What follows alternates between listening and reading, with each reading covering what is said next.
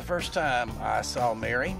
This school did a little separation. They didn't want the boys and girls doing too much together.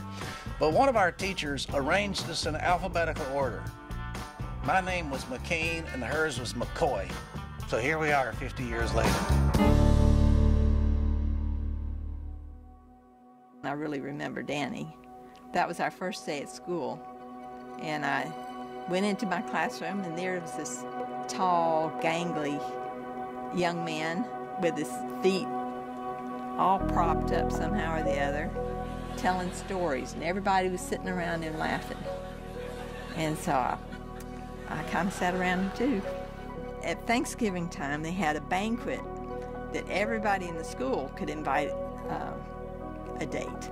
I thought I'd like to go with Danny, but he didn't ask me.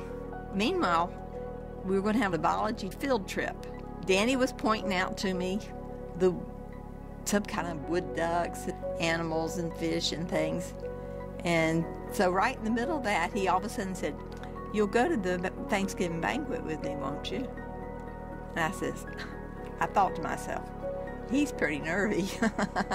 So I had a date with Danny. One day I remember one of her friends came to me and she said, "Danny, you know, Mary really likes you. And if you're going to be interested in her, you better be serious about this thing." And I thought, Mary is everything I ever would want. She's very attractive. She's very smart, smartest person in our school.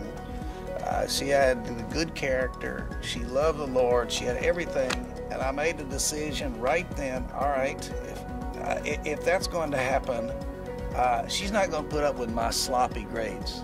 From that point on, my grades started improving, and my love and commitment to her started growing.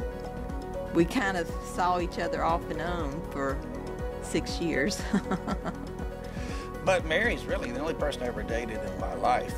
We went to activities together. Most of our dating was at the school, attending various kinds of functions. On the night her sister got married, I took Mary to an old lonely road that crossed the Chattahoochee River near Atlanta. This was a kind of an old abandoned place. I stopped in the middle of that river. There was no cars around, and I asked her to marry me, and she graciously agreed. We had the wedding in my home church in Northside, Chamblee, Georgia. We were all ready, and the preachers didn't arrive. And so some people were very nervous about it, and they said, "What should we do? What should we do?" And Danny said, "No problem. I mean, we're in no hurry. You spent a lot of money preparing for this thing, so why get it over with quickly?" But they showed up. It was about 20 minutes late, though, wasn't it? Well, I came from Louisiana. She was from Georgia. I guess you would say her family was probably a little more sophisticated than my family. I wore a tuxedo. Nobody in our family had ever worn tuxedos before that occasion. Well, the wedding was lovely, with our college presidents and vice president and all of our friends from school. They had all come to Georgia.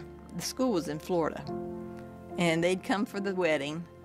Mary and I actually sang at our wedding. I think it's the only time we ever sang together publicly, but we sang this song, "Seal Us, O Holy Spirit, Seal Us." My daddy was a little bit of a health food nut, and he loved carrots, carrot juice, carrot cake, and so they ordered the carrot juice punch. So we had really good, unusual refreshments at the wedding. It was more than just a fun activity. It was a spiritual, wonderful event. His presence was there, and his blessing was there. Our life started out very simple and humble, like most people, scratching enough money together to pay our bills. Mary and I were very young when we got married. I was 21, she was 20. We sort of grew up together. We learned a lot of things together. I kind of bumbled through it, all that, and he never complained. He always was happy. You know, he's not a negative person. Immediately after I got married, it was kind of like I'd been on a long journey and I woke up and I was at home. It just felt like I was complete. I was whole. This is the way that life is supposed to be. You have 50 years together. You have many wonderful things that have happened. You know, the birth of our children is somewhere near the top of, and raising those kids and seeing those kids grow and experiencing their life. You know, certainly those are some of the most wonderful things. We've had a few bumps along the road. Our oldest son, who came into this world in a very dramatic fashion, unfortunately 4 months later contracted spinal meningitis and passed away.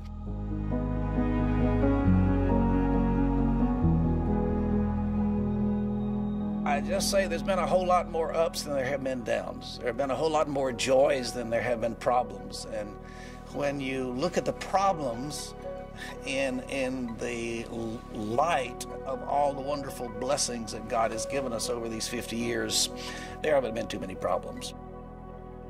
Well, the easiest part of being married is if you have a husband like mine, who's very kind and very thoughtful, never screams, never hollers, never gets upset, never wants to do anything that's negative. So it's pretty easy to be married to someone like that. Even the mistakes we've made in the past, I see God using those mistakes in our life to do good things.